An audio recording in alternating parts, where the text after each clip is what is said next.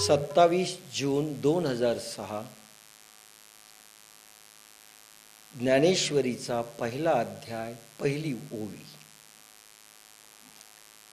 काल आपण प्रवचनामध्ये ज्ञानेश्वरी का लिहिण्यात आली, तिचा प्रतिपाद्य विषय काय, 5200 वर्षापूर्वी भगवान गोपाल कृष्णाने जी भगवद्गीता अर्जुनाला सांगितली ती भगवान ज्ञानेश्वर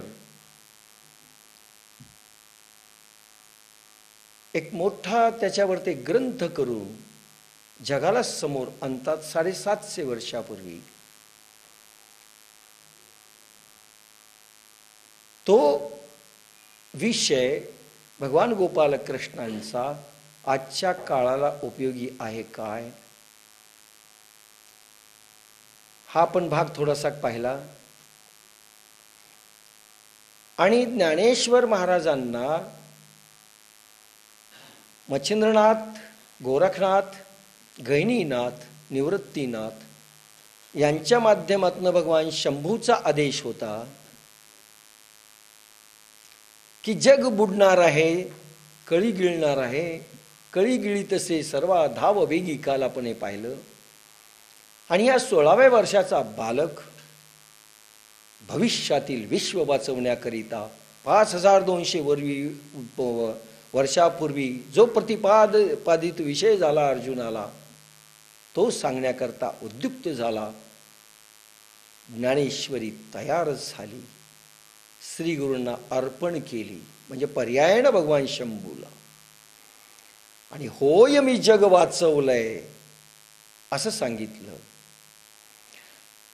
आता जग कसं वाचणार याच्याही विषयी आपण काल पाहिलं की सिद्ध गुरु लागतील, पात्र शिष्य लागेल, आणि या दोघांची भेट होण्याकरिता भविष्यात स्वतःची पूर्ण तपश्चर्या पणाला लावून विश्वविधात्याकडून वरदान मागून घेतलं.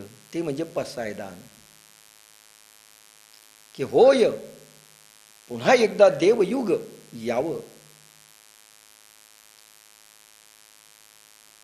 आणि याच्याकरता ज्ञानेश्वरीची सुरुवात आहे. कारण पृथ्वीचा गोळा फुटला तर विश्व ब्रह्मांडाला नष्ट व्हावं लागेल, सगळी गडबड होईल. म्हणून भगवान शंभूला चिंता आहे. पण आपल्या ब्रह्मांडाचे स्वामी आहेत ते, त्यांना चिंता आहे. परंतु अनंत ब्रह्मांड ज्यांनी निर्माण केले, करोडो करोडो, जे काल मी जे आपल्याला पूर्ण निरूपण केलं, किती ब्रह्मांड सायंटिस्ट म्हणतायत, त्यांच्या रचना किती, त्यांचं अंतर किती, मग जड काय, सूक्ष्म काय. सूक्ष्मावर मी फार बोललो नाही. अणु, परमाणु, प्रोटॉन, इलेक्ट्रॉन याच्यावर जर बोललं तर तेही प्रचंड आहे. आणि त्यानंतर चैतन ब्रह्मांड काय, ब्रह्मा, विष्णू, महेश, हे सगळे. पण प्रत्येक ब्रह्मांडाला जड भाग आहे, सूक्ष्म भाग आहे, सूक्ष्म शक्तींचा चैतन भाग आहे. आणि अशा करोडो करोडो ब्रह्मांडाला करोडो करोडो भगवान शंभू निर्माण झालेले आहेत, करोडो ब्रह्मदेव निर्माण झालेले आहेत. आणि हे ज्या विश्वविधात्याला साकडं घालायचंय, बालकाची निवड केलेली. बालकाचा हट्ट पुरवला जातो बरं का. म्हणून मच्छिंद्रनाथ स्वतः सरसावलेले नाही आहेत, गोरखनाथ स्वतः सरसावलेले नाही आहेत, आणि सगळी जबाबदारी 16व्या वर्षाच्या बालकावर टाकलेली आहे, विश्व वाचवण्याची, साकडं घालण्याची. आणि म्हणून माऊलींनी सुरुवात करताना, मी शेवटचं याच्यावर बोललो होतो, एकही ओवी ज्ञानेश्वरीत 9900 ओव्यामधनं एकही ओवी अशी नाही मी करील की नाही, मला शंका आहे, जमेल की नाही, जुळेल की नाही, तुम्हाला पटेल की नाही, कुठलीच ओवी नाही. आणि पहिली ओवी त्या विश्वसम्राटाला, ज्याच्या एका रोमावर 11व्या अध्यायात सांगितल्याप्रमाणे करोडो ब्रह्मांड आहेत, त्या परमात्म्याला माऊली प्रथम वंदन करतायत. कारण विश्व वाचवायचंय. ह्या ब्रह्मांडाच्या भगवान शंकरांचा आदेश आहे. आपल्या गुरूंचा त्यांच्या मार्फत आदेश आहे. कळी गिळी तसे सर्वा थाव वेगी. आणि हा बालक विश्व मानवतेला वाचवण्याकरिता धावलाय. तो काळ आता आहे. म्हणून पहिली ओवी सुरुवात करतानाचं जे वंदन आहे, पण माऊलीचा सगुण साकार देवळातली मूर्ती नाही, साध्या ब्रह्मांडातले स्वामी नाही, एका रोमावर ते करोडो ब्रह्मांड ज्यांच्या निर्माण झालेले आहेत त्या विश्वविधात्याला साकडं घालतायत. म्हणून विश्व काय ती तुम्हाला कल्पना मांडली, आपल्या छोट्या ब्रह्मांडाची मी कल्पना मांडली. आता हे छोटं ब्रह्मांड अशा अनंत कोटी ब्रह्मांड आहे. हजार हजार तोंडाचे गणपती ने आपले ब्रह्मदेव आहेत. हे भगवान गोपालकृष्णांच्या भागवतमधल्या त्या याच्यातनं मी तुम्हाला निरूपण केलं. आता पुढे सरकतोय. माऊलींचा देव. ओम नमो ज्याद्या वेद प्रतिपाद्या जय जय स्वसंवेद्या आत्मरूपा. ओम नमो ज्याद्या. पण माऊलींचा देव दोन शब्दांच्या मध्ये आहे. ओम आणि काल इथे संपवलं होतं आद्या. आद्या म्हणजे आद्य शक्ती. ओम नमो जी आद्या. नमो जी कोणाला नमन? ओम नमो जी आद्या. कशी होती सृष्टीपूर्वी? विश्व ब्रह्मांड निर्माण ज्यांनी केले त्या निर्मात्याची स्थिती काय आहे हे पहिल्यांदा पाहावं लागेल. विश्व ब्रह्मांड निर्माण होण्यापूर्वी आज सायन्स प्रयत्न करतंय, अजून त्यांना शोध लागलेला नाहीये. कशी निर्मिती झाली? आपल्याकडे पुराणामधून हा विषय थोडा मांडण्यात आलेला आहे आणि नासदीय सूक्तामध्ये देखील हा विषय आलेला आहे. यमधर्मराज नचिकेताला उपदेश करतात. हा लहान बालक आपल्या वडिलांना विचारतो, कारण गायी दान धर्म करायची त्या काळात पद्धत होती. गायींना दान धर्म करत असताना नचिकेताचे वडील उद्यालक ऋषी हे दान धर्म करत असताना हा म्हणतो, तुम्ही मला कोणाला देणार, तुम्ही मला कोणाला देणार दान? लहान मुलगा आहे छोटा. वडिलांनी रागावून सांगितलं, तुला यमधर्मराजाला दान देणार. आणि हा मुलगा बस यमाला दान दिलं म्हणून यमाच्या दरबारी जाऊन उभा राहिला. 3 दिवस तो दरवाजा, कारण याची एंट्रीच नव्हती ना, याला काही बोलवलेलंच नव्हतं. उपाशी तापाशी राहिला. माझ्या वडिलांनी मला दान दिलं, दरवाजा उघडा. त्या द्वारपालाला सांगितलं, सांगा यमाला जाऊन मला तुम्हाला दान दिलंय. आता गणित पाहिले तर बसत ना, कारण याचा मृत्यूच नाहीये, हा आला कसा? नाही म्हणे, तो म्हणले मला वडिलांनी दान दिलं. उघडा दरवाजा. उघडला दरवाजा. यमाने सांगितलं, तू आला कसा? म्हणे मला दान दिलंय तुम्हाला. त्याला काय माहिती काय? आणि म्हणून तो विषय झाला, तू कोण मी कोण, त्याच्याहून सृष्टीची उत्पत्ती कशी. यमधर्मराजाने नचिकेताला जो उपदेश केला तो खास उपदेश आहे. नासदीय सूक्त समोर येतं आणि त्याच्यामध्ये त्यांनी सांगितलं, सृष्टी आरंभ होण्याच्या पूर्वी काय स्थिती होती? तम आसीत अशी होती. संपूर्ण अंधकार होता. संपूर्ण अंधकार, काहीही नव्हतं. शब्दाशय तम आसीत.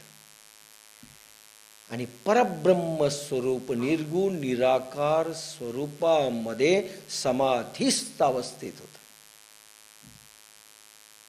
समाधिस्थ.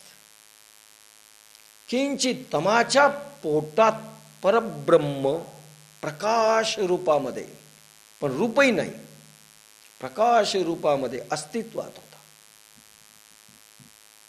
आणि समाधीस्थ होतात. खाली कसं होतं? एजते, तन्न एजते असे शब्द आहेत.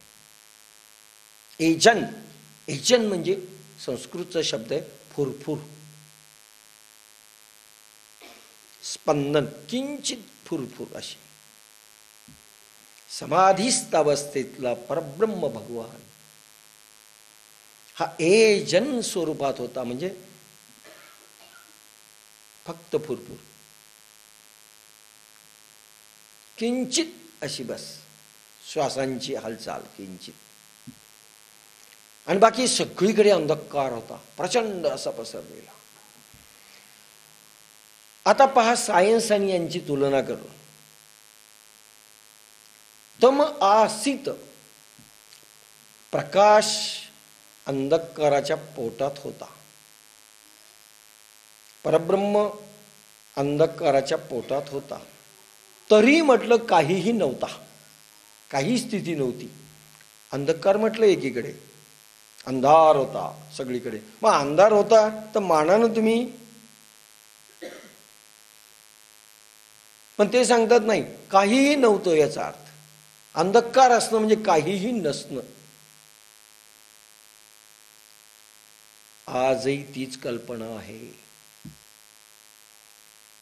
अंधकाराचं अस्तित्व आहे का? ह्या खोलीमध्ये उजेड नसेल तर अंधकार होईल, बरोबर आहे? आता अंधकार घालवण्याचा काही प्रयत्न आहे का? कोणी म्हणाले हे अंधकार जाईन हो, 5-25 साधक इतके ढकलेले, 10 दिवस झाले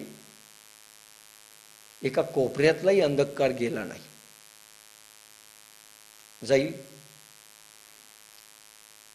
तुम्ही विचार केला ढकलायचा अंधकाराला, अंधकाराला बांधायचं, अंधकाराला मारायचं, तिन्ही गोष्टी जमतील? नाही जमणार, कारण त्याचं अस्तित्व नाहीये. अस्तित्व नाही तर दिसतं ना अंधकार, दिसतंय, भासमान आहे पण अस्तित्व नाही. उदाहरण सांगतो. माया माया माया हा शब्द वेदांतामध्ये, उपनिषदामध्ये आलेला आहे, सगळीकडे आलेला आहे. आपणही वाटतो माया. अनेकदा मी अर्थ सांगितलेले, इथे रेफरन्समध्ये जेवढा येईल तेवढाच मला अभिप्रेत, मी तेवढंच सांगणार आहे. माया म्हणजे ऍक्च्युली सायन्सच्या भाषेत काय म्हणतात? आता कोणी म्हणले माया शब्द वापरलाय, सायन्स काय म्हणतं? सायन्स त्याला छाया म्हणतं. ज्याला माया म्हणून शब्द वापरलाय ती छाया. तुम्ही आणि तुमची सावली. तुमची सावली आहे ना? आहे. पकडा बरं त्या सावलीला. पकडता येईल? तुम्हीच तुमची सावली पकडून दाखवा. पकडता येईल? नाही.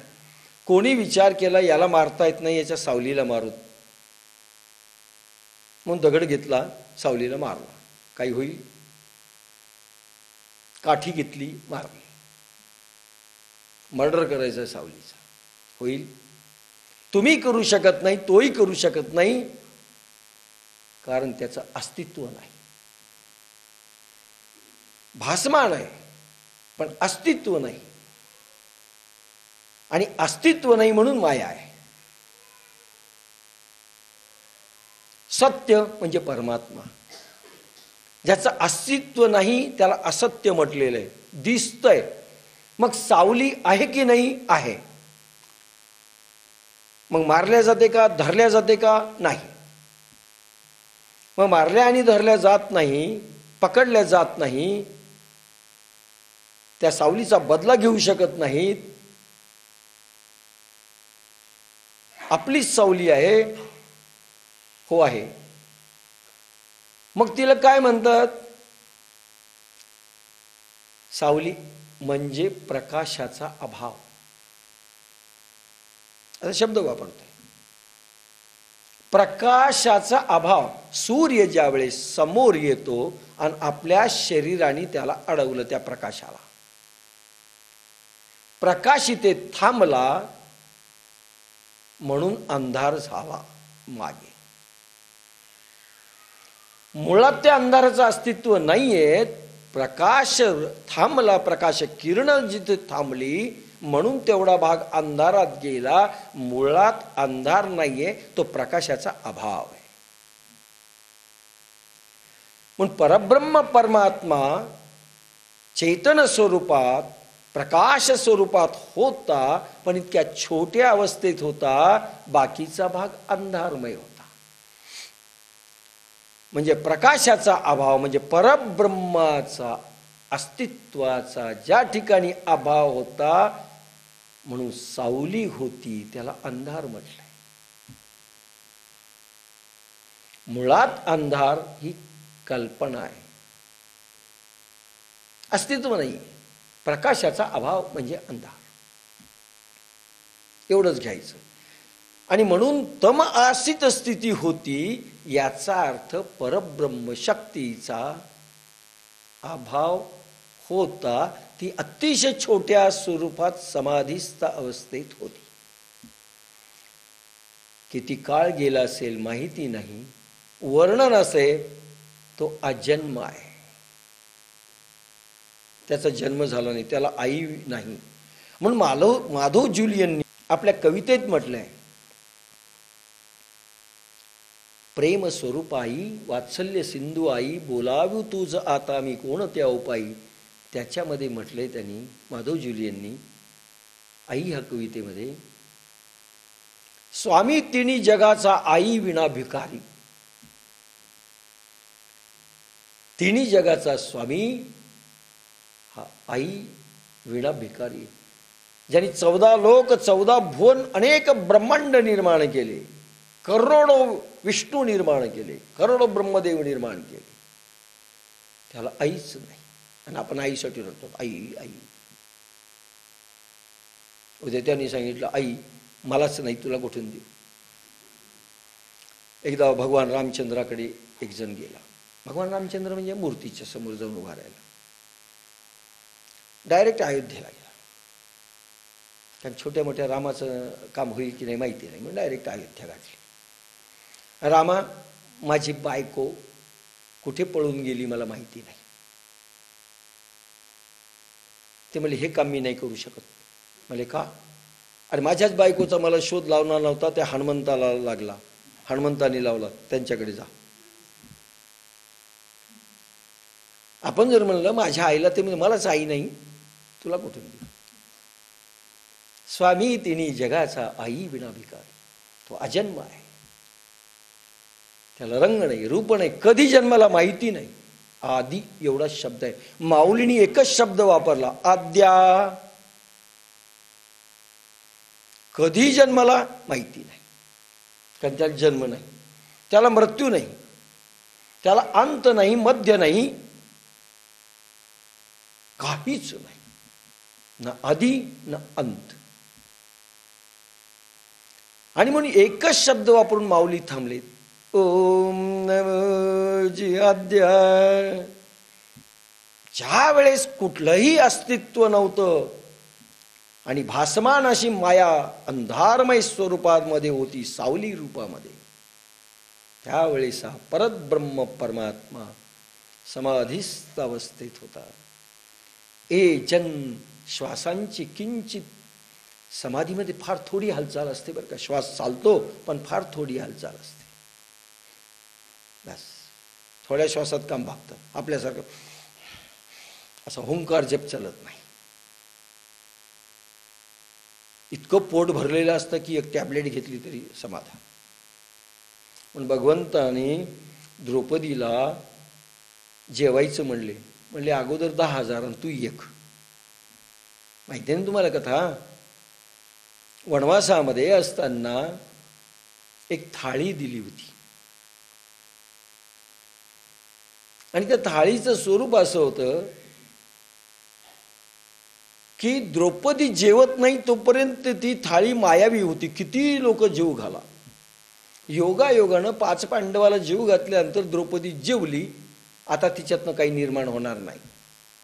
आणि अगस्त्य ऋषीला हटकून पाठवलं, नाही दुर्वासाला. कोणी? दुर्योधनाकडे 1 मंथ, 1 महिना जाऊन राहिले 10,000 शिष्यासहित दुर्वासा. आणि दुर्योधनानं एवढी त्यांची सेवा केली. दुर्वासा प्रसन्न झाले. दुर्योधना माग म्हणे, अशीच कृपा त्यांच्यावर जाऊन करा जे वनवासात गेलेत माझे भाऊ. बदमाश होता. आणि वरदान मागितलं, अशीच कृपा करा म्हणून ते आले. आता यांच्याकडे काय होतं? पिठाची गिरणी नाही, चक्की नाही, आटा नाही, दाल नाही, काय नाही, काय नाही, भाजी नाही, कोशिंबीर नाही, काही नाही, भांडेही नव्हते. 10,000 शिष्य +1. दुर्वासा म्हणले, 1 तासात येतोय आम्ही, जेवण तयार करा, आता घ्या. कसं कराल? तुम्ही काय म्हणाल? दुर्वासा असेल की श्राप देणार. आणि दुर्योधनाला तेच पाहिजे होतं की भस्म होऊन जाईल परभारे, आपला काटा तर निघेल. कशी जीव घालतील? आणि 1 तासात पुन्हा स्नानाला गेले. द्रौपदीनं धावा केला भगवंताचा. हा द्वारकाधीश पुन्हा एकदा पळत आला आणि येऊन काय म्हणतो, द्रौपदी द्रौपदी मला भूक लागली. ते म्हणे 10,000 प्लस दुर्वासा 1 नंबर 2 हे एक आले. 4 पाहुण्याला भाकरी नसावी आणि 10 पाहुणे पुन्हा यावे. फार कठीण होतं. ती म्हणे, भगवंता परीक्षा घ्यायलास का? तुला भूक लागली? अरे पहा ना काय प्रकार चाललाय. ते 10,000 मी कुठून देऊ? 1 तासात त्यांनी सांगितलं स्नान करून आत्ता येतील. तू चिंता करू नको, आधी माझं पोट भर. काही नाही, दाखव म्हणले ती थाळी कुठे आहे. थाळीमध्ये एक तुळशीचं पान होतं. बस ते देन म्हणले. आहे ना. तुळशीचं पान खाल्लं. प्रभूंनी थोडी गोष्ट खाल्ली. प्रभू तृप्त झाल्यावर विश्व तृप्त होत. 10,000 शिष्य आणि दुर्वासा आत्ता जर काही खाल्लं तर उलटी होईल अशी स्थिती झाली त्यांची, वॉमिटिंग. आणि दुर्वासा म्हणाले, इतके ढेकर करपट यायले, कसं काय पोट भरलं कोणाला माहीत. आता त्यांच्याकडे गेलं, नाही खाल्लं तर फार मोठा अनर्थ होईल. आपण तर काहीच खाऊ शकत नाही, परभाऱ्या पोबारा करा. आणि सगळी मंडळी पळून गेली, थांबली देखील नाही. खावं काय? आणि द्रौपदीला म्हणले, चिंता करू नको, कोणी खायला येत नाही, मी तृप्त झालो ना, पुरे झालं.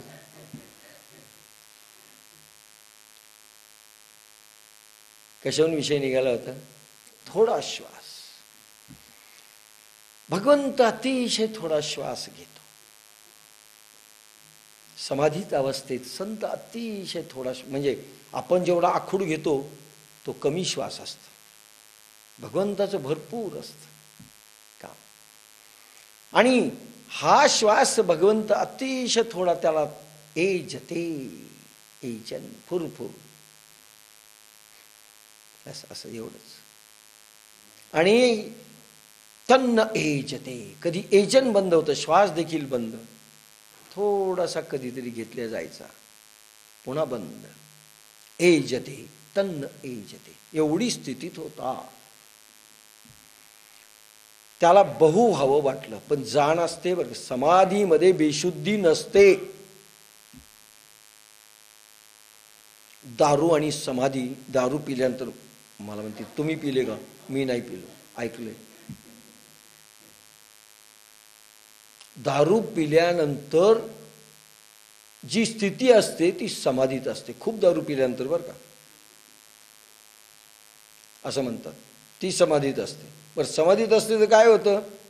पण तिथे होश असतो समाधीमध्ये, याच्यामध्ये होश नसतो. एवढाच फरक आहे. बेहोशी असतो. हा बेहोश असतो, हा होशमध्ये असतो. समाधीस्थ माणूस, त्याला आतून भान असतं, आतून ज्ञान असतं. समाधी म्हणजे बेशुद्धी नाही,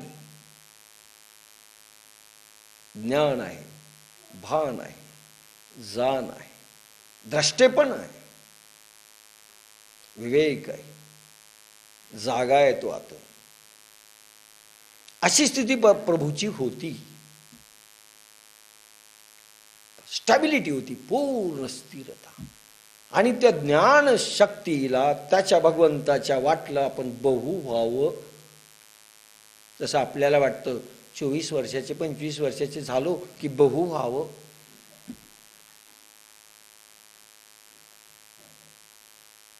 असं जे वाटतं, कधी करणार हो लग्न अमुचे, अशा कविता सुरू होतात.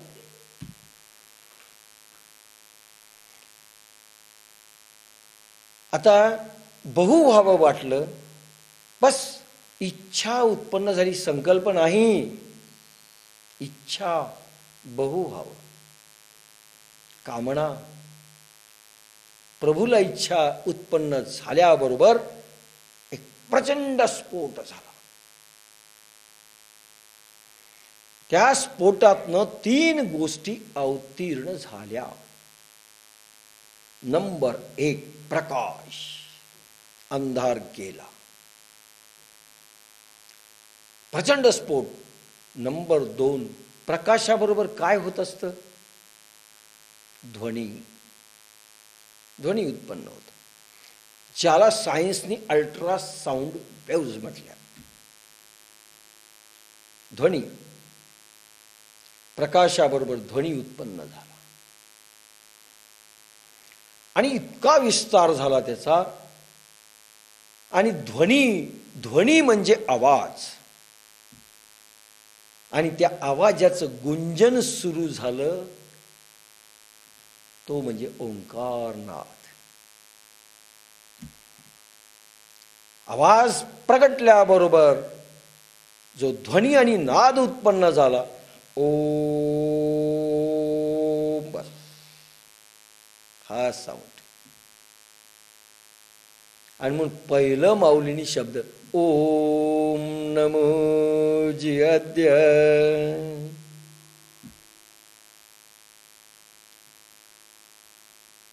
म्हणून ज्या परमात्म शक्तीने आपलं स्वतःचं नाव डिक्लेअर केलं पहिल्यांदा,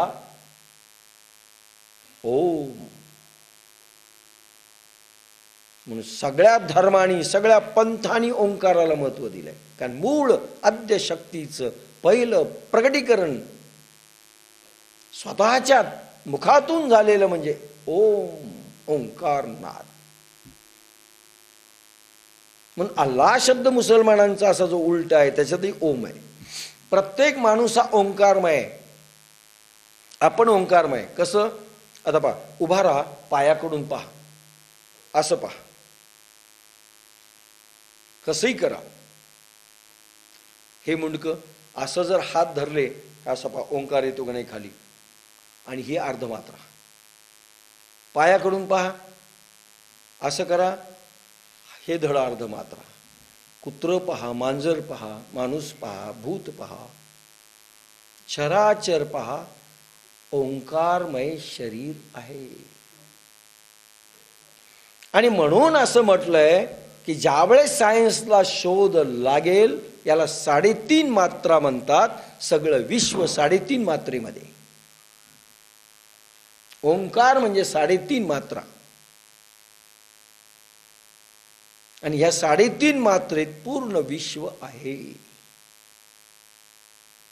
पण किती मोठा आहे त्याचा अंत नाही. 3.5 मात्रा.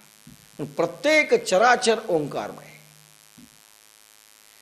पण पहिला साऊंड जो ईश्वरांचा निर्माण झाला, त्याचा घोष निर्माण झाला, ओम. त्या ओंकाराला पहिलं नमन. ओंकार टू आद्यशक्ती. बस त्याच भागाला नमन आहे बरं का. ओम नमो जी आद्या.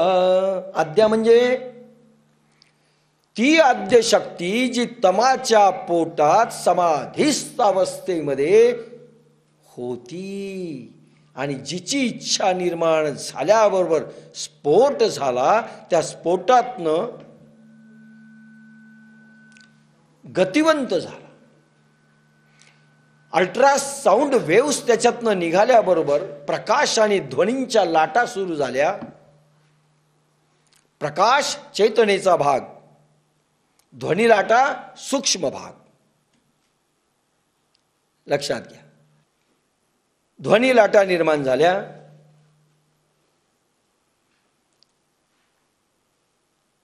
म्हणजे सूक्ष्म आणि चेतन एका वेळेस प्रगटलं. म्हणून अल्ट्रासाऊंड वेव्स ज्यांनी नाद गुंजन केलं, त्या ओंकाराला पासून ते आद्यशक्ती, मूळ शक्ती, प्रकाश, त्याला वंदन केले. कारण ज्या विश्व ब्रह्मांडाची भीती आहे, एक पृथ्वीचा गोळा नष्ट झाला तर विश्व ब्रह्मांडाला धक्का लागणार. आणि साध्या स्वामींचं काम नाही, ज्यांनी निर्माण केलंय, पण तो समाधिस्थ अवस्थेमध्ये असतो. आणि म्हणून एका बालकाने एका ब्रह्मांडाच्या विश्वविधात्याच्या आज्ञेवर्ण पसायदान मागून पूर्ण करून घेतलं. आणि म्हणून पहिल्यांदा साकडं घातलंय ओंकारापासून, ज्यांच्यापासून ओंकार निर्माण झाला मूळ. आता ओंकारातनं काय निर्माण झालं नंतर? ओंकार प्रगटल्यानंतर ती मूळ शक्ती पहिल्यांदा रुक्म रंगात प्रगटली.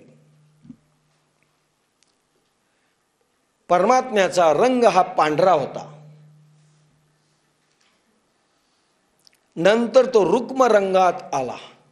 आता बहु व्हायचं ना, रंग प्रगटला तो म्हणजे रुक्म. म्हणून पहा, रुक्मिणी म्हटलंय. कुंकुवाचा रंग कोणता आहे? आता मॅचिंग रंग वेगळे झाले, ती गोष्ट वेगळी.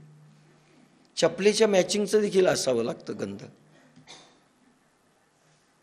साडीचाच असायला पाहिजे असं नाही.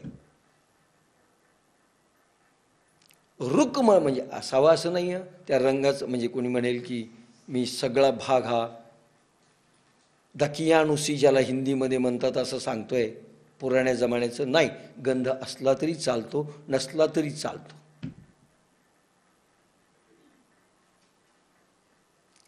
काही वेळेस संस्कृतीवाचक काही आयडेंटिफिकेशन असावून काही गोष्टी दिल्या, त्याला फार मोठा अध्यात्माचा बेस आहे. किंवा नवरा मरून जातो गंध नसला म्हणजे, तर सगळे मुसलमान धर्मातले मेले असते नवरी,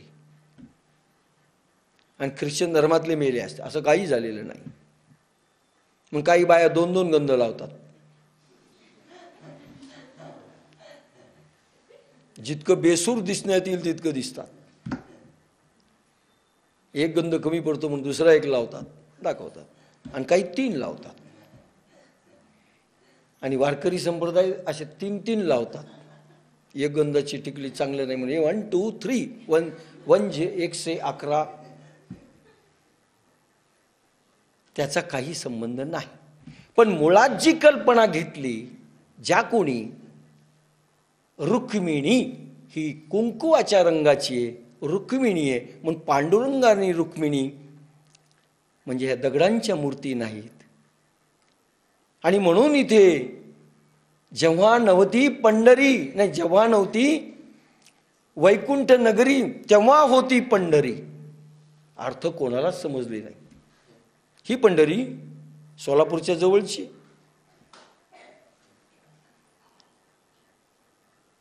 अरे वैकुंठातला विष्णू देखील ज्यावेळेस नव्हता त्यावेळेस पंढरपूर होतं. म्हटलं म्हणजे काय? ते पंढरपूर, ते पंढरपूर म्हणजे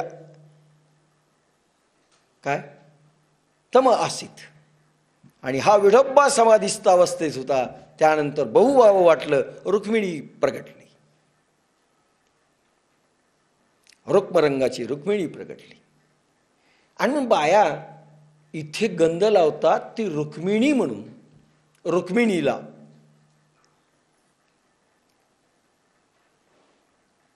कोणी गेलं की एक दुसऱ्याला का लावतात मला माहिती नाही. सदिच्छा, काय सदिच्छा आहे? रोज नवऱ्याला भांडतात तर नवरा जिवंत राहावा अशी इच्छा करता, सगळं नाटक. तुळजाभवानीला तर असं माखून टाकतात त्या कुंकवात की डोळ्यातही कुंकू जातं. जितकं बेडप करता येईल ईश्वराला तेवढं आम्ही करून ठेवतो.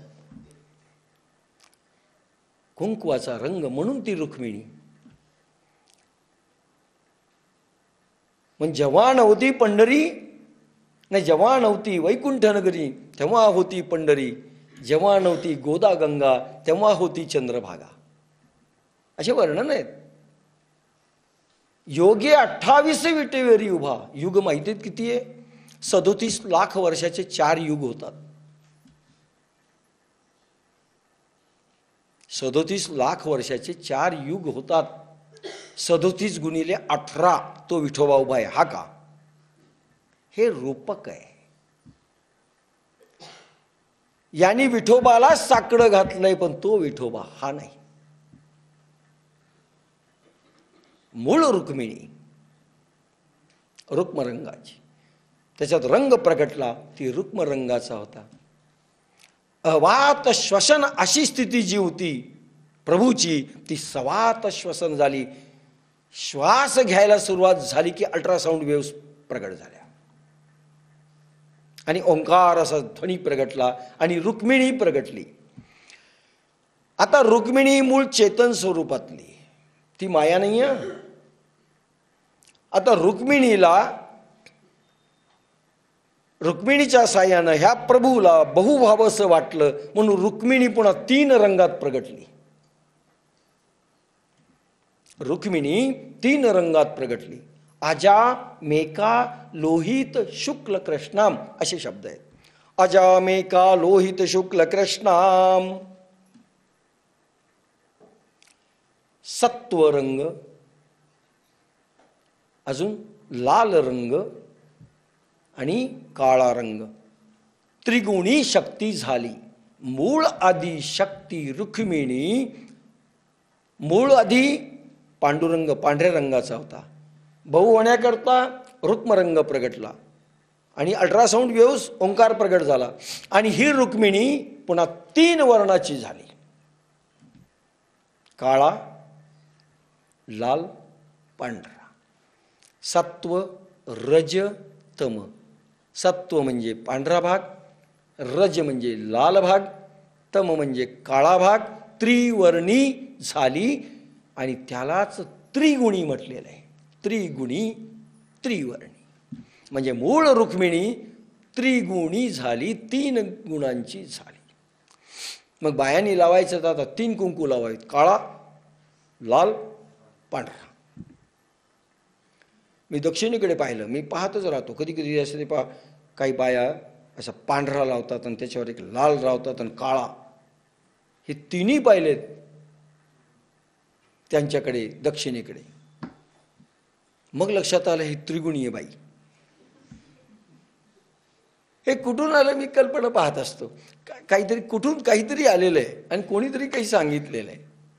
त्रिगुणी माया, तिला माया म्हटलंय. कारण सत्व भागातनं चेतन निर्माण झालं, सूक्ष्म भागातनं सूक्ष्म ब्रह्मांड झालं म्हणजे रज झालं. रज म्हणजे चळवळ सूक्ष्म, आणि तम भागातनं जड ब्रह्मांड झालं, जड आकाराला आलं तम. सत्व, रज, तम त्रिगुणी त्रिवर्णी झाली. आणि हे जे जडपणा आला तमातून आला, इलेक्ट्रॉन प्रोटॉन सगळे आता गतिवंत किती आहेत मी सांगितलं तुम्हाला. प्रत्येकजण किती फिरतोय. सूर्य निसता 1 चक्कर करायला 25 दिवस काही घंटे लागतं मी सांगितलं तुम्हाला. स्वतः भोवती राऊंड घ्यायचा तर हे सगळे फिरतायत गरगर. सूक्ष्म शक्ती फिरवते. म्हणजे ही रुक्मिणी त्रिगुणी झाल्याबरोबर विश्व ब्रह्मांड फिरायला लागलं, गरगरायला लागलं.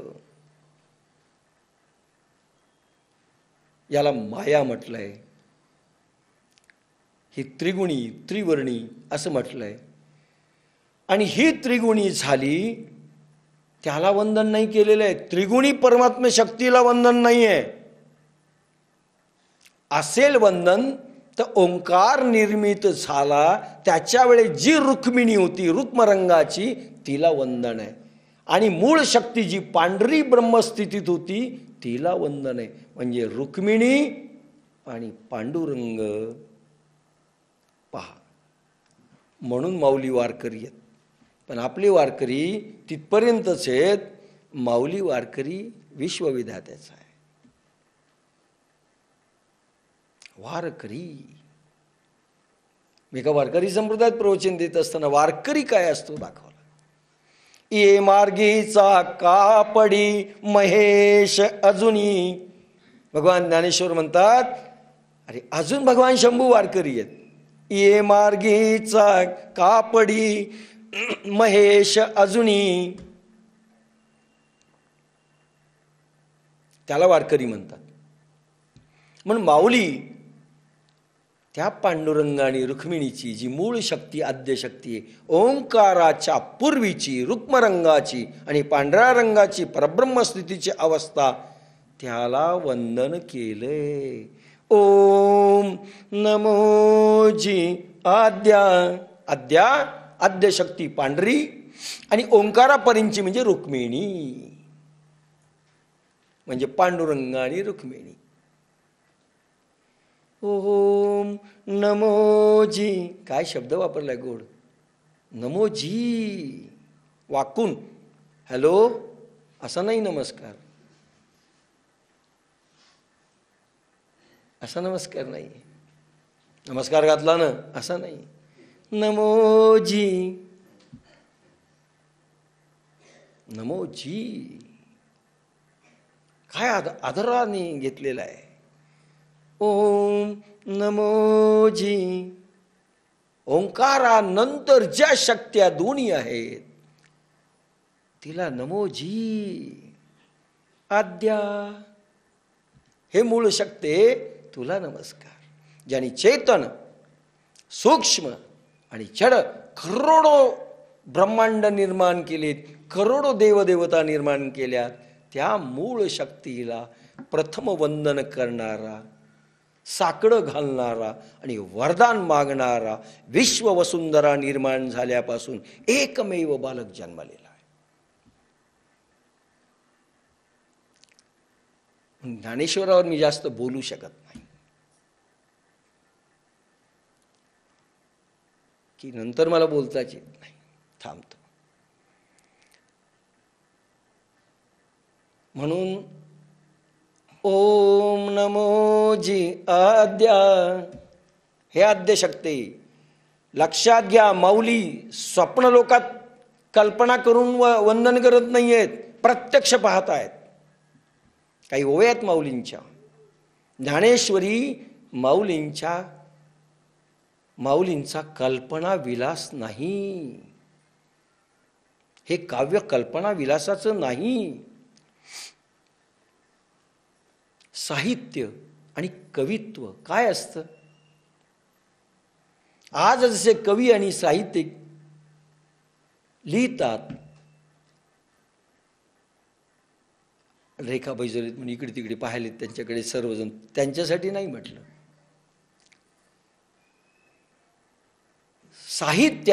साहित्यामधून अपेक्षा पहिल्यांदा तुमच्या अनुभवाची आहे. अनुभव हे सत्यावर आधारलेले असतात. कल्पना विलास कदाचित असत्य असू शकतं, कदाचित सत्यही असू शकतं. दुसऱ्यांचे आपण पाहून अनुभव सांगणं हाही कल्पना विलास आहे. कदाचित त्याचे अनुभव वेगळे असतील. उदाहरण सांगतो तुम्हाला, कशी फसवणूक होते.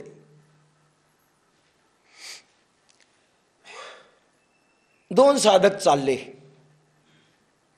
तुमच्यासारखे. एका बाईचा, मुसलमान बाईचा नवरा वारला, मेला, आपण म्हणू साध्या भाषेत. मेल्यानंतर त्यांचं थडगं बांधत असतात. ते थडगं बांधलं आणि ही बाई पंख्यानं हवा घालू लागली. त्या सिमेंटचं जे थडगं बांधतात ना, ते थडगं बांधून गेलं आणि हवा घालू लागली. दोन साधक आपले चालले. वा वा वा वा म्हणले, काय पतिव्रता दिसते. अरे किती सेवा केली असेल ह्या बाईनं, किती सेवा केली असेल, की जिवंतपणी किती असेल, मेल्यावर पंखा घालेल, हिचं दर्शन घेऊ, आपलंही कल्याण होईल म्हणून गेले आणि दर्शन घेतलं. लोटांगण पुन्हा साष्टांग, कारण पतिव्रत आहे. असली मुसलमान धर्मातली तर काय झाली म्हणले, आपण लोटांगण घालू. लोटांगण घातलं, पण म्हणले समजूनही सांगूत. म्हणले तुम्ही हवा घालतायत, किती पतिव्रता दिसता, पण कशा करता हवा घालतायत. ती म्हणली ये जो माटी मेला गया ना, म्हणजे मेला नवरा, माटी मेला म्हणजे नवरा, काही अर्थ टिपिकल असतं. उसने जाते समय मेरे से वचन लिया था कि मेरा थड़गा सूखने तक दूसरी शादी मत करो, ये 12 दिन नहीं सूखेगा, इसलिए मैं सुखा रही.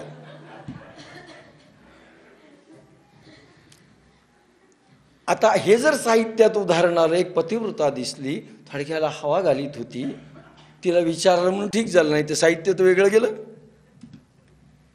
साहित्यामधील कल्पनाविलास दुसऱ्यांचं पाहून कदाचित भ्रामक असू शकतं, आपल्या समजुतीचा भाग असू शकतं, एखाद्या वेळेस असत्यावर आधारलेलं असतं. स्वतःचे अनुभव, स्वतःच्या अनुभवाचं दर्पण म्हणजे साहित्य. जीवनातील अनुभवाचं दर्पण म्हणजे साहित्य आणि कवित्व. आणि म्हणून माऊली कल्पनेवर आधारित 9000 ओव्या टाकत नाही. त्यांनी एका ओवीत म्हटलंय, आधी पाहिलं मग लिहिलं. भगवान कृष्ण आणि अर्जुनाचं युद्ध मी प्रत्यक्ष माझ्या डोळ्यांनी पाहिलं आणि मग लिहिलंय. 3 जणांनी टेलिव्हिजन सेट सुरू केले होते. भगवद्गीता कशी अवतरली. पहिला टेलिव्हिजन जो सेट केला तो संजय आणि धृतराष्ट्राला काय संजय इंटरव्ह्यू घेत चालला नव्हता. Hello Krishna, what you told today. Arjuna, what happen. तो सांगतोय असा, कॉन्ट्राडिक्शन तुमचं काही आहे का. भीष्माचार्य तुमच्याविषयी पांडव असे बोलले, खरं काय. असं नाही झालं. टीव्ही ऑन झाला, आखो देखा हाल आज तक दिसत होतं. दुसरा सेट व्यासांचा सुरू झाला. महाभारतीय युद्ध संपल्यानंतर भगवान व्यासांनी आपला टेलिव्हिजन सेट सुरू केला आणि पूर्ण लिहून काढलं. पण तिसरा टेलिव्हिजन सेट 750 वर्षापूर्वी माऊलींचा सुरू झाला. पण माऊलींनी फार विशाल रचना केली. भगवान व्यासांनी गोष्टी लिहिल्या असतील. भगवान ज्ञानेशांनी त्याच्या पुढे जाऊन भाव भावना अंकित केल्या. म्हणून ज्ञानेश्वरीला खरं नाव आहे भावार्थ दीपिका. ज्ञानेश्वरी आपण नाव दिलंय, माऊलींनी नाव भावार्थ दीपिका. दीपिका म्हणजे प्रकाश,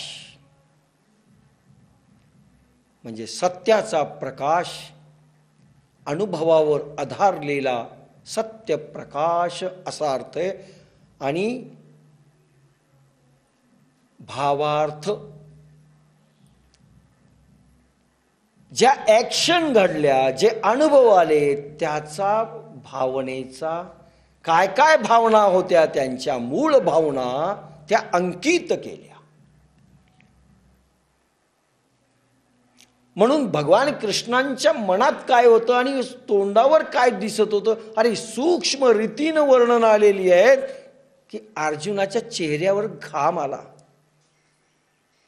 काय निरीक्षण आहे. आणि आपल्या साधकाला काही अनुभव आला ना, असे बसतात, मढं बसतं ना, जिवंत मढं, आणि मुंडकं गेलं. मला वाटतं माझ्या वजनानेच गेलं. वाकलं की नाही कळत नाही. आणि माऊली असे सायकॉलॉजिस्ट आहेत. माऊली काय नाही आहेत, काय नाही आहेत. तर त्यांनी भाव मनातलेही काढले, समोरचेही काढले, आणि बारीक सूक्ष्म छटा आणि अनुभव काय आला अर्जुनाला. सोपं नाही आहे काम आहे. भगवान व्यासांनी अनुभव लिहिलेले नाही आहेत, भावना लिहिलेल्या नाही आहेत, चित्रांकन केलंय. आणि मूळ अनुभव काय आले, मानसिक अवस्था काय झाली, बौद्धिक अवस्था त्यावेळेस काय झाली, दोघांची काय झाली, काय शब्द फेकण्यात आले, आधी पाहिले मग लिहिले. प्रत्यक्ष मी वर्णन स्वतःहून पाहिलं म्हणतात. इथे देखील ज्यावेळेस माऊली समाधीत जातात, मूळ परब्रह्मचा प्रकाश त्यांना दिसतो, त्याला वंदन केलंय. कल्पना विलासाला नाही. कारण ज्यावेळेस तुम्ही ओव्यांकडे वळाल त्यावेळेस माऊली सांगते प्रत्यक्ष दिसतं. मी माझ्या डोळ्यांनी आत्मा पाहिला, अभंगामध्ये शपथ घेऊन सांगतात भगवान निवृत्तीनाथांची ज्ञानेश्वर. आत्मा म्या पाहिला डोळ्याशी, वाहत तसे आण निवृत्तीची. मी माझ्या गुरुची शपथ खाऊन सांगतो की मी माझा आत्मा माझ्या डोळ्यांनी पाहिला. त्या ज्ञानेश्वराने त्याच माणसाला हे अझैन काम झालेलं आहे, दिल्या गेलेलं आहे, की ज्यांनी विश्व अर्जुनाला आत्मसाक्षात्कार कुठल्याही संताला होईल, पण विश्वात्म्याचा साक्षात्कार यशोदेला झाला. माहिती आहे ना कधी झाला? माती खात असताना. नंबर 2 अर्जुनाला झाला, तिसरा भगवान व्यासांना झाला, त्याच्याशिवाय लिहू शकत नाही तो, आणि चौथा माऊलींना झाला. आणि प्रत्यक्ष असं पाहून मग वंदन केले. ओम नमो जिहाद्या वेद प्रतिपाद्या. कोणत्या शक्तीला?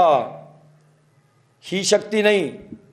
आपल्याकडे आता मी बोलतोय, हा लाईट येतोय, आपण लाईटला नमस्कार केला, हिला काही कळत नाही, आणि मी नमस्कार करून जर धक्का लावला,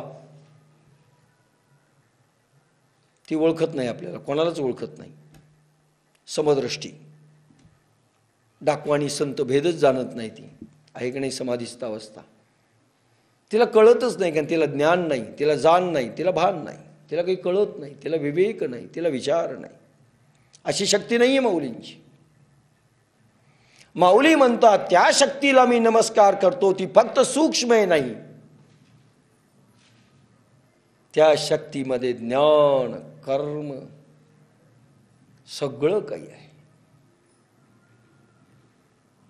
तिला ज्ञान आहे, जाण आहे, भान आहे, कर्म गती आहे, गती शक्ती आहे. ज्ञान चैतन्य शक्ती, कर्म गती शक्ती म्हणजे सूक्ष्म शक्ती. अशा अर्थ आहेत. आता जायचं नाही त्याच्याकडे आपल्याला. मूळ शक्ती तिला वंदन, पण ती कशी आहे? वेद प्रतिपद्या.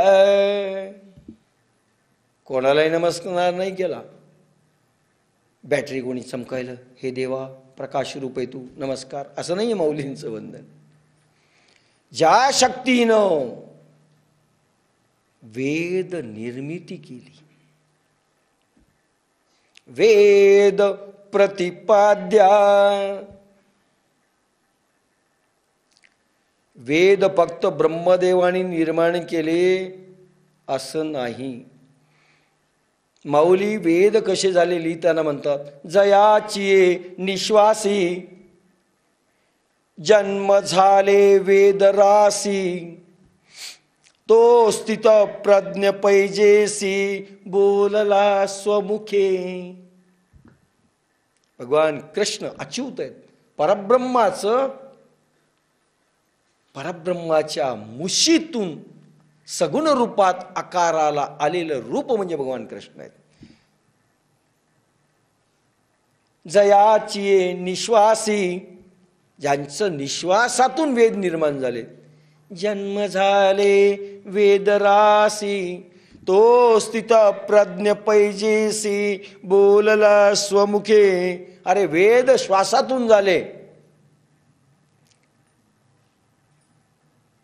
पण भगवान कृष्ण स्वतःच्या तोंडाने गीता सांगतात. म्हणून वेदापेक्षाही, उपनिषदापेक्षाही, सर्व याच्या ग्रंथापेक्षाही, सर्व धर्माच्या पेक्षाही जास्त महत्व आहे. कारण स्वमुखे बोलला, स्वतःच्या तोंडातून. म्हणून परफेक्ट सत्य आहे, परफेक्ट सत्य. वेद प्रतिपाद्य, हे शक्ती. वेद प्रतिपाद्य, वेद म्हणजे काय? पुस्तक. कोणी म्हणलं वेद जाळून टाकले, मनुस्मृती जाळून टाकली, ज्ञानेश्वरी फाडून टाकली म्हणून ज्ञानेश्वरी मेली, असं होतं का? वेद फाडले गेले का?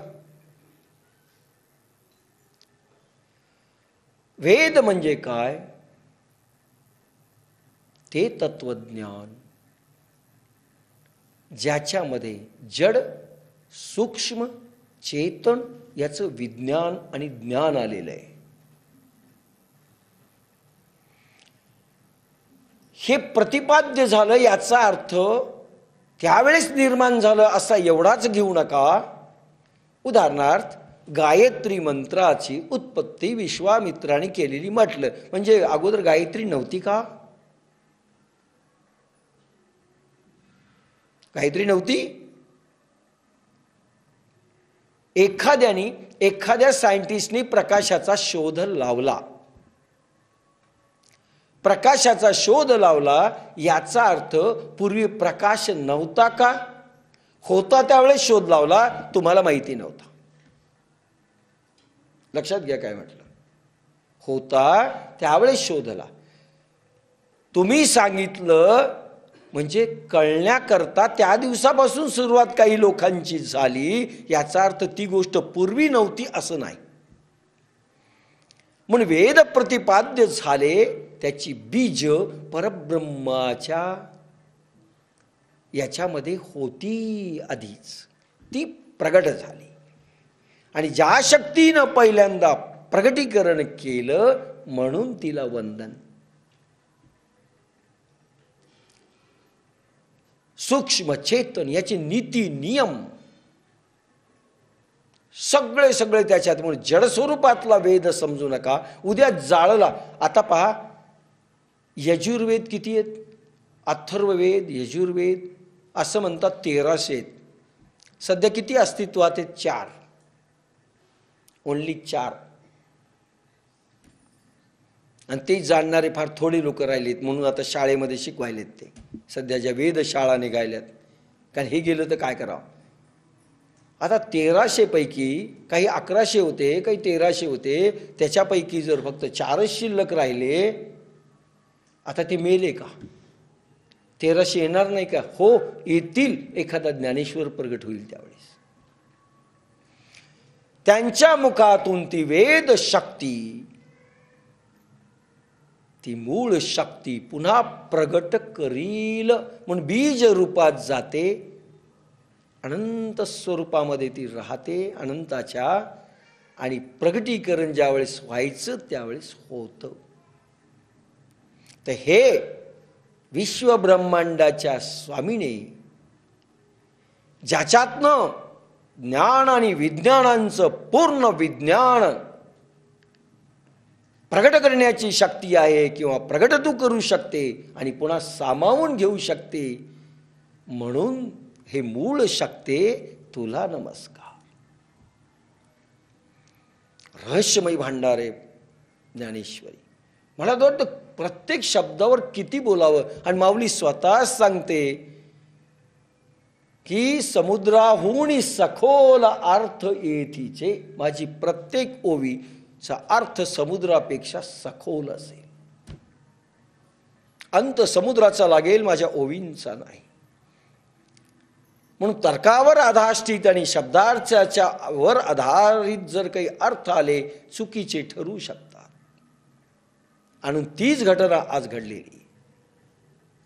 कारण अनुभवांचं भांडार हे तर्काच्या जोरावर ते आणि शब्दांच्या खोळीत लपलेल्या अर्थावर ते अवलंबून नसतात. मूळ भावना आणि मूळ अनुभव काय होते हे जो जाणून घेतो तो प्रगटीकरण करू शकतो. म्हणून माऊलींची भावार्थ दीपिका मूळ अनुभव मूळ भावना काय होत्या त्या प्रगट करतात.